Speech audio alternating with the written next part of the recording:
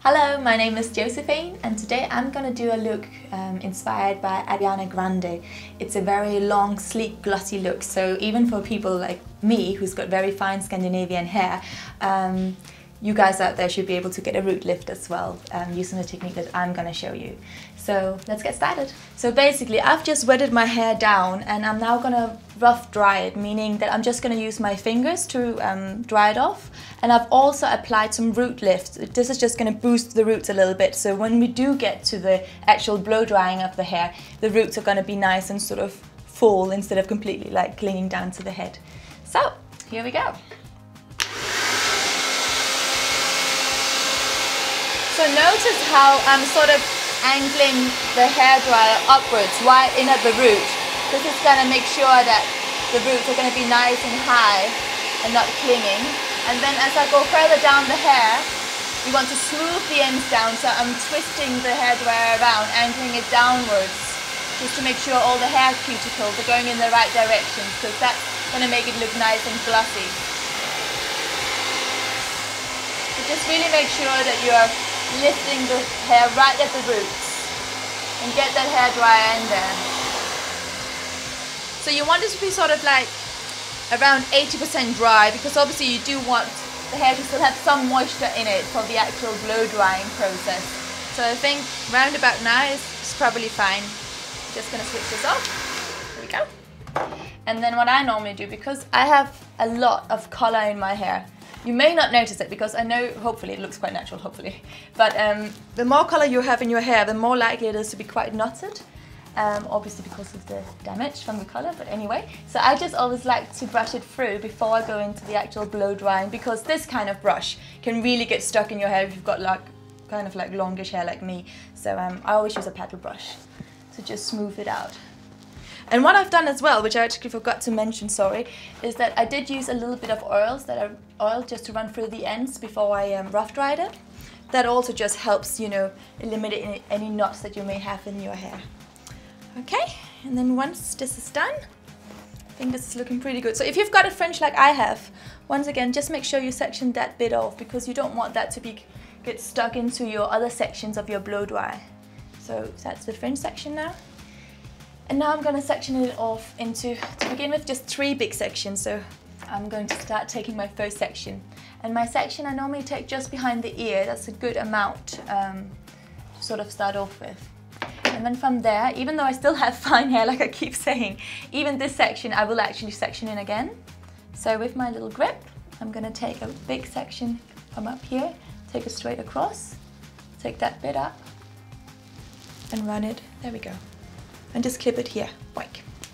Okay, from here, grabbing hold of this brush here, just really go in, this is the important part, go in right in top, like right into the roots, and then pull it down. So now we've got a good stable base. And from here, get hold of your hairdryer, and obviously smooth it down in the direction of your cuticles, going towards the end. There we go. We want to do that one more time. So you go in, grab hold, and you take it all the way down again. That's okay for that one. Then we take the next section. So even though this may feel like this is going to take a little bit of time, but in the end of the day, it's about creating the best look you can possibly get, right? So just stick with it and you'll see how the result is different at the end. Once again, right at the root, push the hair down and then go.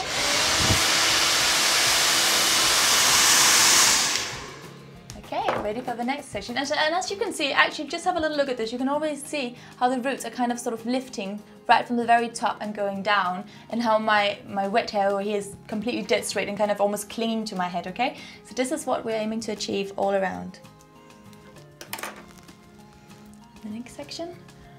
Because obviously the main sections that you want to be careful of is the very top, because that's the ones that are going to stand up the most. So make sure that you get those ones really, really well done. So I guess it's blow drying, it's all about attention to detail. There we go. Okay, and the last section, let me just give that one a brush again, just to make sure it's all fine. Right, the very root again. Really push it in. Yeah, there we go.